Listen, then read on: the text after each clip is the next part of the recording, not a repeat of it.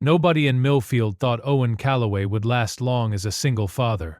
Too quiet, too steady, too ordinary. So when Diana Voss, owner of 3 dealerships and a reputation built on crushing smaller people, decided to have some fun, she chose Owen's driveway. 12 rusted, broken, engine-dead cars appeared overnight. A gift from Diana and her circle, deliberately meant to be a punchline, meant to bury him in debt and shame. What Diana didn't know was what Owen had spent 15 years hiding, not just how to fix cars, but how to own the people who broke them. Press play right now and find out how one quiet father turned 12 junkers into the deal of a lifetime. Owen Calloway woke at 5:30 every morning without an alarm. He moved through the house in a particular order. Coffee first, then oatmeal on the stove, then 3 quiet knocks on the door at the end of the hallway. The knocks were never louder than necessary, and Bonnie always answered them the same way. A small groan, then the shuffle 4 feet, then the door opening to reveal a 7-year-old with tangled hair and serious eyes. Their house on Cartmill Road was a single story with a narrow front yard and a garage that held more tools than it did cars. The neighbors who had lived on that street long enough knew that Owen kept to himself, paid his bills on time, and never asked for anything. The ones who hadn't lived there long assumed he was simply unremarkable. Neither group was entirely right. Owen had been in Millfield for 7 years, long enough that most people had stopped wondering about him, which was exactly how he preferred it. He had a few routines, a few friendships that did not require much maintenance, and a daughter who had inherited in equal measure his quietness and his way of watching things before deciding what to think about them. Bonnie was the kind of child who asked one precise question, where other children asked 5 imprecise ones. Owen answered her questions with the same seriousness he brought to everything else which had produced by the time she was 7. A girl with an unusually accurate picture of how the world worked and a deep preference for honesty over comfort. The garage told a different story if anyone had known how to read it. Along the back wall hung tools on a pegboard, each one in its exact place, each one worn smooth from years of use. On the floor beside the workbench sat a metal toolbox painted red, or what had once been red, now a faded rust orange, where the paint had chipped and aged. It had belonged to Owen's father, and before that, to no one Owen knew of. Bonnie was not allowed to touch it, though she sat on top of it nearly every evening while her father worked, swinging her legs and asking questions he almost always answered. Owen worked as a mechanic at the community garage on Miller Street, fixing trucks and lawn equipment, and the occasional water pump for whoever needed it. The pay covered what they needed, and not much else. He did not complain about. To this, he did not seem to notice it. On a Tuesday morning in early October, his neighbor Lucas came around before 8 with 2 cups of gas station coffee, and the look of someone who had heard something worth repeating. Lucas was a broad-shouldered man with calloused hands and a habit of arriving unannounced, which Owen had long since stopped minding. They sat on the front steps while Bonnie ate inside. Lucas said that Diana Voss had been making moves on the land along Cartmill Road, specifically the parcels between the hardware store and the old feedlot, which happened to include the lot Owen was sitting on. Owen listened without interrupting. When Lucas finished, Owen said only that he was not selling. Lucas nodded like he'd expected that answer, and the 2 men finished their coffee without saying much else. Before she left for school that morning, Bonnie took her father's hand on the front steps and looked up at him with the particular seriousness she reserved for important question. N.S. She asked why people always looked at them the way they did, the sideways glances, the polite silences that lasted a beat too long. Owen looked at her and said it was because they didn't know who he was yet. Bonnie accepted this, and they walked to the car. Diana Voss had built her reputation the way certain people build walls, one deliberate stone at a time, placed to keep things out as much as to hold things up. She had inherited 1 dealership from her father 8 years earlier and turned it into 3. Pushing her annual revenue past $40 million through a combination of precise financial maneuvering and a talent for identifying when someone else's weakness was her opportunity. Her offices occupied the top floor of the Voss Auto Group headquarters on Renfield Avenue. Glass walls, steel fixtures, and framed magazine covers arranged in a line that read like a timeline of her ambitions being realized. She was not a loud person. She had learned early that volume was what people used when they lacked precision. And precision was the thing she had in abundance. Her assistant Jessica had worked for her for 2 years and had absorbed through careful observation the most important rule of the office. Diana's silences were never empty. They were loaded. She was the kind of person who made other people feel that the room became smaller when she entered it. Not through intimidation exactly, but through a quality of attention that suggested she was always calculating something, and that the calculation would eventually produce a result that was inconvenient for whoever had miscalculated in her presence.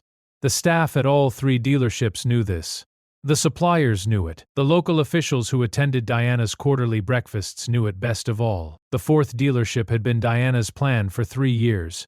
The location on Cartmill Road sat at the intersection of Route 9 and the approach to the new commercial development going up on the east side of Millfield, the kind of geography. 5 at a person in Diana's business did not find twice. She had offered fair prices through 2 separate brokers. Most of the landowners along that corridor had accepted. Owen Calloway had declined both offers without explanation, which Diana found more interesting than annoying. She told Jessica to find out who he was. The report came back thin. Mechanic, single father, quiet life, no apparent financial ambitions. Diana read it twice, set it down, and said that if a man had no ambitions, there was usually something else keeping him in place, something they hadn't found yet. She told Jessica to arrange a different kind of conversation, the kind that didn't require a broker. What followed was not spontaneous. It required a flatbed company, 4 separate towing services operating across a single overnight window, and a man in the county assessor's office who owed Diana a favor.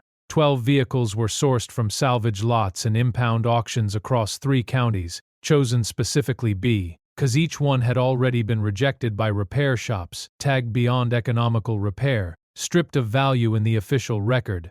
The cost of the operation to Diana was under $4,000. The vehicles were deposited in 2 rows along Owen Calloway's front drive before 5 in the morning while the neighborhood slept. Each one bore a handwritten sign that read for scrap sale, and each sign was stamped with the name of a different failed repair shop, as though Owen had been collecting them. Owen came outside at 6:15 to get the newspaper and stopped at the edge of the porch. He stood there long enough for the coffee to cool in his hand. Bonnie appeared beside him a few minutes later, rubbing her eyes, and looked at the 2 rows of rusted, broken, deflated, shattered vehicles filling the driveway from the gate to the street. She asked if someone had given them cars. Owen said nothing for a moment. Then Lucas appeared from across the yard, moving fast, because Lucas had seen the trucks come in through night before and had not known what to do with what he had witnessed. He told Owen what he had seen. Owen listened with the same expression he wore for most things, still attentive, without visible alarm. The neighborhood was waking up. A few people had already stopped on the sidewalk. Phones were out. Within the hour, a local message group had posted a photograph of the driveway, with a caption that the people who had arranged all of this found very satisfying. A woman who lived 2 doors down leaned against her mailbox and shook her head. A man walking his dog slowed down, took a photograph, and kept walking. A teenager on a bicycle circled the block twice. None of them knocked on Owen's door to ask if he was all right. In fairness, they would not have known how to frame the question. It was the kind of spectacle that produced commentary more easily than compassion, and Millfield was not unlike most towns in that regard. A patrol officer named Greer came by mid-morning and filled out TA report while Owen explained calmly and without irritation that he had not requested these vehicles, had not arranged their delivery, and had no knowledge of where they had originated. Officer Greer wrote everything down and said he would look into it. What he did not say was that he had received a call the night before from the city manager's office, where a certain account of events had already been established, one in which Owen Calloway was described as having begun unauthorized accumulation of salvage vehicles on a residential property in violation of municipal zoning code. By noon, Owen had received a formal notice from the Department of Urban Management. He had 30 days to clear the property or face a compliance review and possible asset freeze. Owen read the letter at the kitchen table while Bonnie finished her lunch. Then he folded it, set it in the drawer with the utility bills, and went out to the garage. He walked the length of both rows of vehicles slowly, flashlight in hand, stopping at each one. He crouched beside certain cars for longer than others. He knocked on frames with 2 knuckles. He pressed his palm flat against chassis metal and listened. Bonnie watched from the porch. When Owen reached the 8th car in the 2nd row, a battered shell of a vehicle that had been painted over so many times its original color was impossible to guess. He was still for a long time. On his way back inside, he stopped at the edge of the driveway and bent down to pick up a small stone from the gravel. He turned it over once in his fingers and put it in the pocket of his jacket. Lucas, who had been watching all of this from the fence, did not ask why. He had learned over years of friendship that Owen's actions clarified themselves eventually. That evening, Owen did not call a lawyer. He did not go to the city manager's office. He did not post anything publicly or ask anyone for sympathy. He went to the phone and called a man named Adrian who worked in automotive consulting out of Chicago and who had known Owen a long time. Owen described each vehicle in turn: engine condition, chassis response, body damage, frame integrity with the calm specificity of someone reading from a well-organized report. He was 7 cars in when Adrian interrupted him. He asked Owen to describe the 8th car again. Owen did. There was a silence on the line that lasted several seconds. Then Adrian asked very quietly whether the frame on the 8th car was original. Owen said he had checked it. Adrian said something that sounded like a prayer, and Owen said he had already made note of that one. He told Adrian he would be in touch and hung up the phone. Later that night, after Bonnie was asleep and the house was quiet, Owen sat at the kitchen table with a pad of paper and went through each car from memory, writing a number beside each one. He did not share these numbers with anyone. He put the paper in the drawer with the utility bills and the compliance notice, turned off the kitchen light, and went to bed. In the morning, he pulled the first car into the garage and opened the hood. He worked with the kind of efficiency that comes not from hurry, but from certainty, knowing exactly what a problem is before beginning to address it so that no motion is wasted. The Honda sedan went in on a Wednesday and came out on Friday. Clean interior, new brake pads, fresh transmission fluid, engine running without hesitation. Owen listed it on the local marketplace for $3,800 and answered the first inquiry within the hour. It sold before noon. The Chevy truck took 3 days and needed a valve job, which Owen completed without sending out for parts because he had ordered them Tuesday. That one sold for $5,200. Lucas helped where Owen directed him, which mostly meant handing tools and holding things in place, which Lucas did without complaint because he understood by now that something was happening here that he did not fully grasp, but that he trusted completely. Diana received a report from Jessica on Friday afternoon. Owen Calloway had sold 2 cars. Diana was not concerned. She had sent 12. Even if he managed to move all of them, which she considered unlikely, she still held the compliance notice, the city manager's goodwill, and the zoning review scheduled for the end of the month. She told Jessica to file an anonymous complaint with the county environmental office, citing potential illegal disposal of motor oil on residential land. The environmental inspector arrived the following Tuesday. Owen walked him through the garage, pointed out the oil containment system he had installed years earlier, a gravity-fed basin with a sealed drum collector, well within code, technically above the minimum standard. The inspector signed off and left. Diana received that report too. She told Jessica to escalate. Jessica, who had learned not to ask about the ethics of the thing she was asked to do, made the calls. The escalation came in the form of an Otis from the city licensing office. Owen had been selling vehicles from a residential address, which potentially required a dealer's license. Without one, each additional sale could carry a fine of $500 per transaction. Owen received this notice on a Thursday and called Carter Webb the same afternoon. Carter was a lawyer who specialized in vehicle commerce and property law, and he had been referred by Adrian.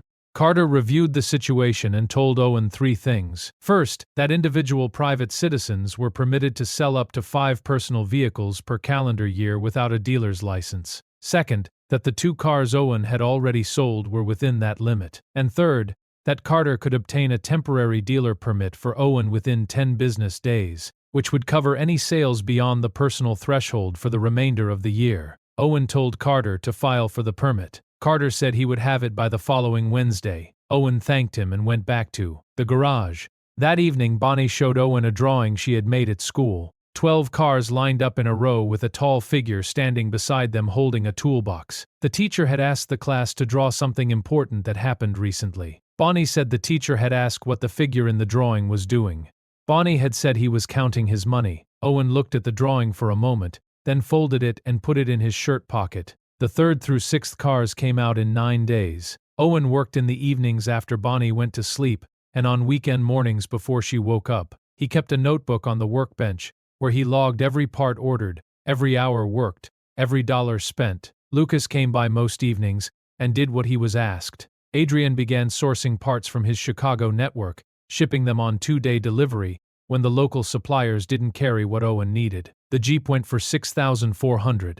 The Ford pickup, which needed more work than the others, but had a cleaner frame than anyone would have guessed from the exterior, went for $7,800 to a contractor outside of town who needed it the same week. A Volkswagen sedan, which had more wrong with it than Owen initially assessed, sold for $3,500, the only car that came in below his projected number, which Owen noted in his log without complaint. A BMW 3 Series from 2009 needed a rebuilt alternator, 2 new control arms, and fresh tires, but the body panels were straight, and the interior was intact. Owen listed it for $9,200 and received 4 inquiries the first morning. He sold it to the second caller after asking 2 questions: whether the buyer intended to drive it daily, and whether they had a reliable mechanic. The buyer said yes to both. Owen said the car would serve them well. Then there was the 8th car, the one Adrian had gone quiet about on the phone. Owen had known from the moment he crouched beside it in the dark that first night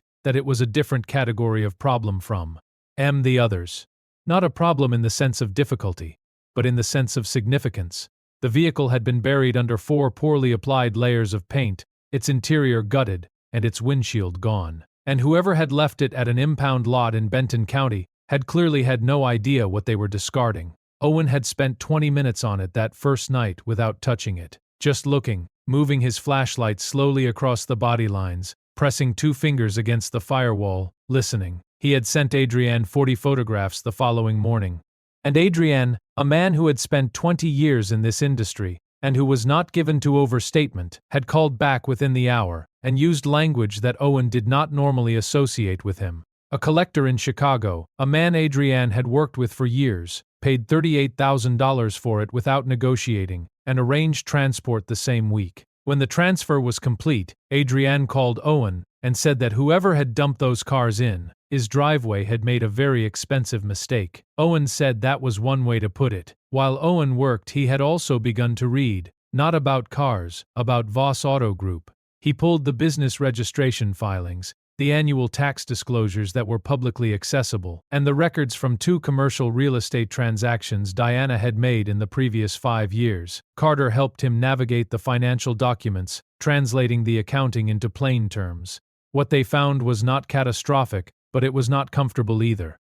Voss Auto was carrying $4.22 million in commercial debt with Meridian Bank, structured as a variable rate loan taken out 3 years earlier to finance the expansion from 2 dealerships to 3. The rate had adjusted upward twice in the past year. More importantly, the loan agreement contained a performance covenant quarterly sales benchmarks that, if missed for 2 consecutive periods, gave the bank the right to renegotiate terms or place the account on a watch list. Diana's first quarter had come in 18% below target. Her second quarter had not recovered. The third quarter was 3 weeks from closing. Owen wrote all of this down in a second notebook, not the parts log, but a different one kept in the drawer of his bedroom nightstand. He did not discuss it with Lucas. He mentioned it to Carter only in the form of a single question: whether a commercial loan could be sold by a bank to a private buyer at a discount if the bank wished to reduce its portfolio risk. Carter looked at him for a moment, then said yes, it could, and that the typical discount on a distressed commercial note ran between 6 and 15%, depending on the borrower's perceived recovery profile. Owen asked him to find out whether Meridian was considering any such action with regard to the Voss account. Carter said he would make some calls. The 7th car was a Ford Mustang from 1969. Owen had known what it was. The first night he walked the row with his flashlight had known from the silhouette before he even lifted the hood. Someone had painted over the original finish with 3 layers of a dull orange that had no business being on that car. The interior had been stripped, the windshield was gone, but the chassis rang clean under his knuckle knock, and the engine block, though seized from sitting, was the original unit. Owen did not begin work on it after completing car 6. He brought it into the garage, set up 2 work lights, and stood in front of it for a long time with his hands in his pockets. Bonnie appeared in the doorway in her pajamas, asking why he was just looking at it. He told her some things deserved a proper introduction before you started taking them apart. She accepted this and went back to bed. He spent 11 days on the Mustang, not because it required 11 days of continuous labor. It didn't, but because he was not in a hurry with it, and because the work required the kind of patience that could not be rushed without cost, he stripped the paint layers down to bare metal, and found underneath them a color he had not expected. A pale mint green factory original, barely visible under decades of cover. He restored the engine, rebuilt the interior from sourced materials, replaced the glass, and refinished the body in the same mint green using a custom-matched formula he ordered from a specialty paint supplier Adrian recommended. He did not explain to anyone why he had chosen to restore that particular color. He told no one the color meant. When the Mustang was finished, he started the engine in the garage and listened to it run for 4 minutes without saying anything. Then he turned it off, pulled the door down, and closed it inside. The Mustang was not listed for sale. The other 10 cars, the ones sold before the Mustang was finished, had been documented, titled, and transferred legally with copies of every transaction on file with Carter's office. On the 29th day of the 30-day window, Owen emailed the Department of Herb and Management with photographs and transfer documentation, confirming that 11 vehicles had been legally sold and removed from the property, and that one vehicle, the 1969 Mustang, remained on the property as personal property of the owner. The driveway was clear. There was no ongoing violation. The compliance review had nothing to act on.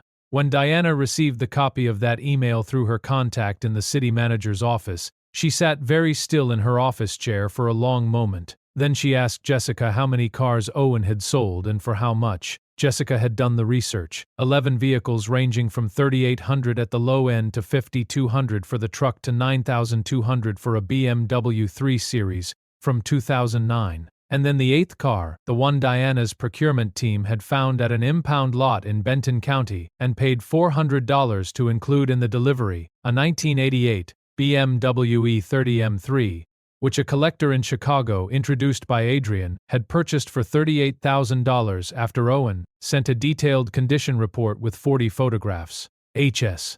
Diana heard the number and said nothing for several seconds. Jessica did not fill the silence. Total gross from 11 cars, just over $119,000. Estimated net after parts, transport and Carter's fees, somewhere above $90,000. Diana had spent under $4,000 to make it happen. She told Jessica to find out who Owen Callaway really was, not the mechanic on Miller Street. The person who had known what a 1988 BMW E30 M3 was in the dark with a flashlight and 2 knuckles. Jessica came back with a name. Hartwell Restoration Group, Detroit. Owen had worked there for 11 years before leaving. Senior restoration engineer, he had assessed, rebuilt, and brokered vehicles worth considerably more than anything currently sitting in Diana's 3 showrooms. He had left without public explanation, and no one at Hartwell had spoken about it. The kind of silence that suggested a departure made on good terms, but underweight. Diana stared at the name Hartwell on the page for a long time.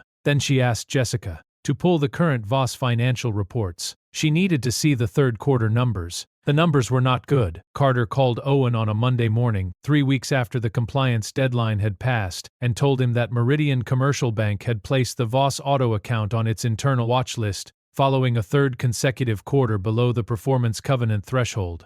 The bank was not in default proceedings, not yet, but was quietly exploring options to reduce its exposure on the note. Carter said he had made preliminary contact with the relevant officer at the bank. The note was $4.2 million at face value. Given current circumstances, the bank would likely consider an offer in the range of $3.7 to $3.8 million, a discount of roughly 10% from a qualified buyer who could demonstrate financial stability and purpose. Owen asked Carter how long the window for that kind of approach would stay open. Carter said weeks, not months. Owen told him to move forward. The money from the 12 cars combined with a personal line of credit Owen had opened 14 years earlier and never touched, maintained through 15 years of careful quiet living, gave him the collateral basis. Carter needed to structure the acquisition offer. Owen did not take this lightly. He spent 3 evenings going through the numbers with Carter, asking questions until every term was clear. He was not reckless with it. He was not emotional about it.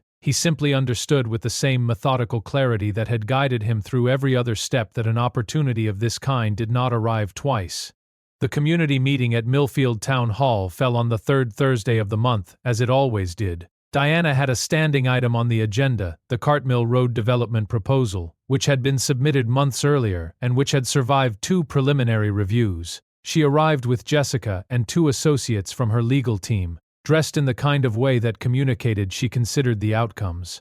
Ettled, the hall was more full than usual. Hannah Marsh, a reporter from the Millfield Register, who had been covering the story since the morning the 12 cars appeared, sat in the second row with a notepad. Owen arrived after Diana and sat in the middle section. He was wearing a jacket over a flannel shirt. He had not brought Bonnie. Diana presented the Cartmill Road proposal with efficiency. When she reached the section describing the final parcel, the Callaway property, she named Owen directly and described it as the last outstanding holdout in an otherwise consolidated development plan. The room shifted. The city manager invited comment from the floor. Owen stood without being called on twice. He spoke without using a microphone in a voice that was level and reached the back of the room without effort. He said he was not selling the land on Cartmill Road, and he explained for the first time publicly why his wife had died in that house. His daughter had been born in that house. There was no price for it. He did not say this angrily. He said it the way a person states something that is simply true and requires no defense.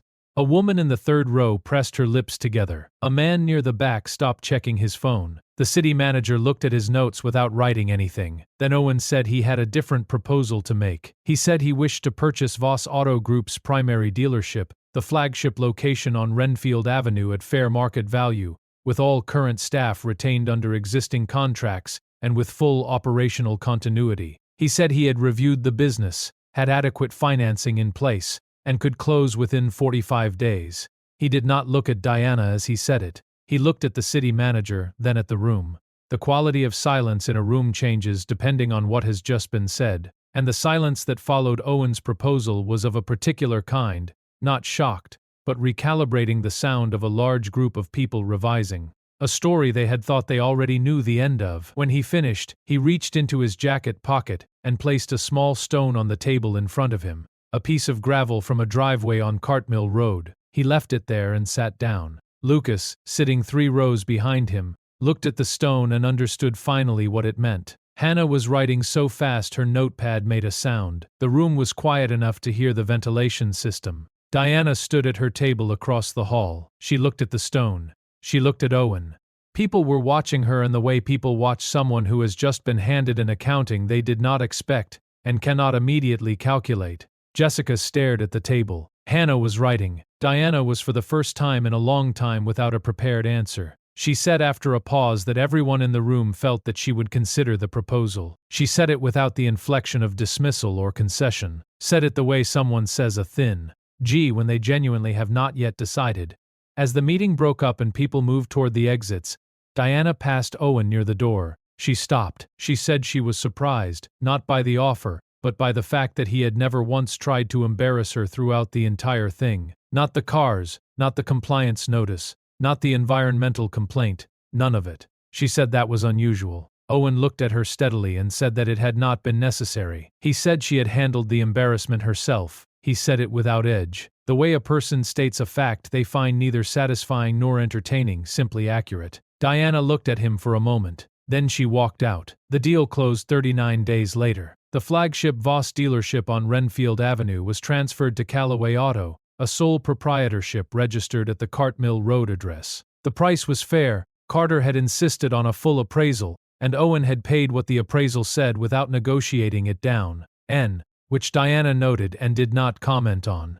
The existing staff of 22 people received written confirmation from Owen on the day of closing that their contracts would be honored without modification. 2 of them asked to speak with him individually, wanting to understand who he was and what his plans were. Owen met with both of them in the break room, drank coffee, and answered their questions directly. He told them he intended to run a clean shop that charged fair prices and stood behind its work. He said he wasn't interested in being the largest dealership in the county. He was interested in being the most trustworthy one. Both employees came back the following week. Diana had signed a brief consulting arrangement as part of the sale terms not required but structured as an option Owen had offered, and she had accepted after a day's consideration. It gave her a seat at the table for supplier renegotiations, where her relationships with distributors were worth more than most of what Owen would have built from scratch. She came in on Tuesdays. She and Owen did not discuss the 12 cars.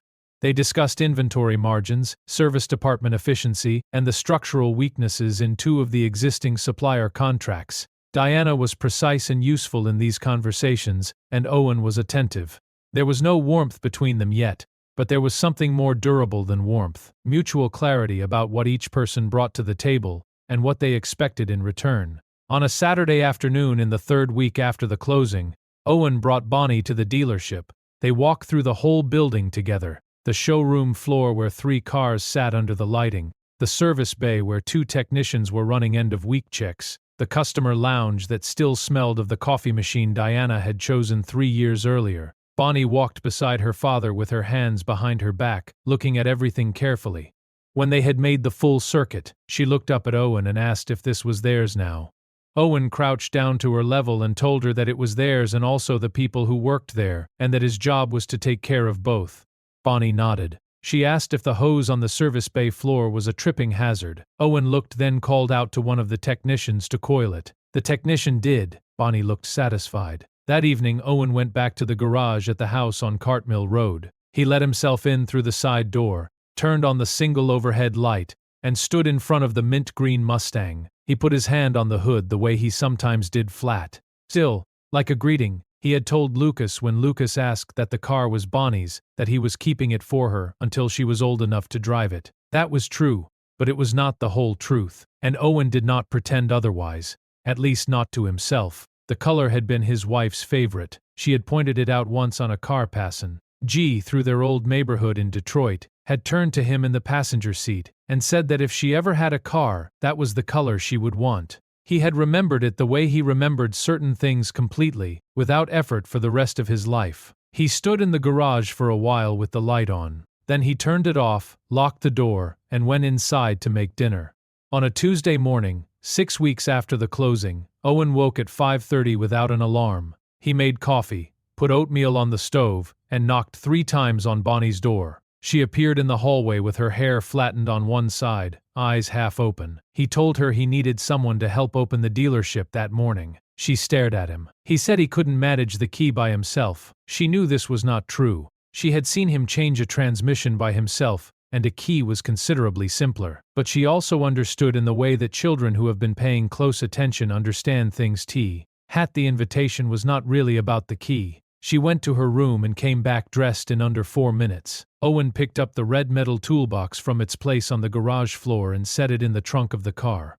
Bonnie watched him do this. She asked why he was bringing it. He said it was the first day. It felt right to bring it. They drove to Renfield Avenue in the early quiet of a Tuesday morning. The town not yet fully awake, the traffic lights cycling through their colors for nobody in particular. Bonnie looked out the window at the passing streets with the focused attention she gave most things. Owen drove without the radio on. When they pulled into the lot and Owen cut the engine, Bonnie looked at the building still carrying the old signage, which Owen had not yet replaced, and then looked at her father. She asked if they were going to change the name on the sign. Owen said yes. Eventually she asked what it would say. He told her the name. She said it out loud once, question. ITELY, testing it. Then she nodded and opened her door. Owen Calloway had never set out to own a dealership. He had not moved to Millfield with ambitions of that kind.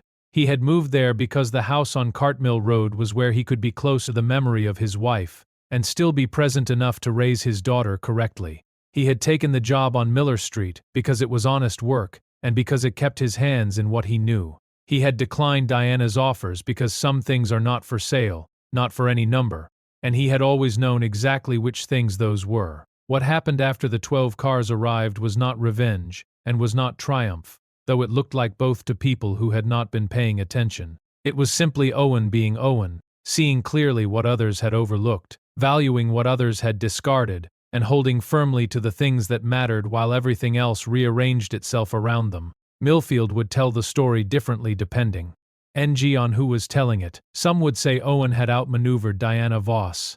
Some would say he had taken advantage of her mistake. Neither version captured it exactly. What had actually happened was quieter and more final. A man who had been underestimated had simply continued being himself, which turned out to be enough, and then considerably more than enough. He had told Bonnie on the steps of the house on Cartmill Road that people looked at them the way they did, because they didn't know who he was yet. Sitting in the parking lot of Callaway Auto on a quiet Tuesday morning, watching his daughter walk toward the front door with her chin up and her hands in her jacket pockets, Owen thought that he had not been entirely honest with her about that. The truth, he thought, was simpler and stranger. Most people never really look at